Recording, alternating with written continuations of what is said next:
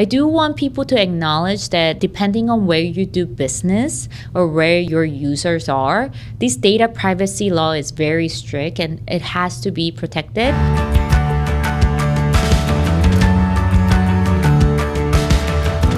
Hi everyone, this is Sul Lee from Sul Lee Law Firm. I have started a series about online and e-commerce business, and this is the second part of that series. Last time I talked about number one, about cyber squatting and web hosting issue. I basically told you get your trademark. So it's not only about website and web hosting, it's also about Instagram, Facebook, the future like metaverse and other things that people are talking about. You know, you want to have your presence there. You don't want your brand to be taken. So make sure you're trademark it so you can actually have a route to get those back. The other thing I talked about was terms of use, the contract between user and the website host. So make sure, you know, the terms that you guys, the risk, the terms, and then the understanding is very clear on the term of use. Today, what I want to talk about is data privacy and the data protection issue. When you do run an e-commerce or online business, inevitably you'll be collecting data.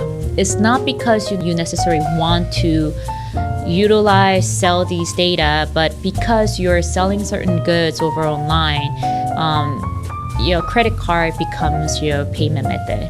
You do have to send some data to someone, some information or goods to someone else, and you have to collect their information. Where do they live? Where do they want the package to be delivered?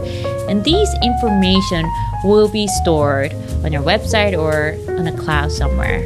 And because of that, inevitably fall into the duty of protecting these data on behalf of your customers.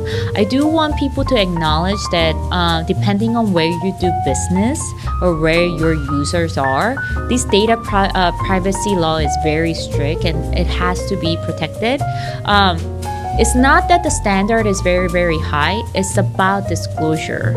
You do have to let your users know what data are being collected, how you're dealing with it.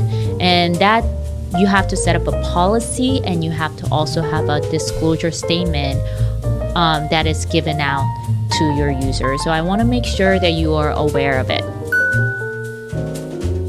The other thing that I want to talk about today also is a copyright contents. Copyright contents are everywhere when it comes to e-commerce and online business. Why? Because most of your products are displayed either by video or by photos. You have to show images, and these images and video are probably created by either yourself or by a third party. If it comes to a third-party creation, you have to make sure that the copyright related to that photos and then video actually belong to you, or there's an agreement between the creator and you, so you can actually use it in a proper manner. A lot of people just skim it through it, and then eventually when it becomes an issue, they don't know who owns what. And it's extremely important that you understand the images and then the video that you're making is actually owned by you properly. The other issue that I deal with a lot of copyright contents in a website, online business or e-commerce situation is when someone else steals your photos or steals your video and then utilize that. There's actually a very good mechanism where you can stop it. It's called DMCA. It's a Digital Millennium Copyright Act.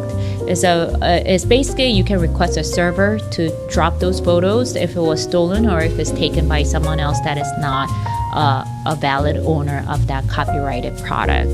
Copyright are automatically created in a lot of circumstances, but you do have to watch out for your contract, or you do have to make clear that you protect them.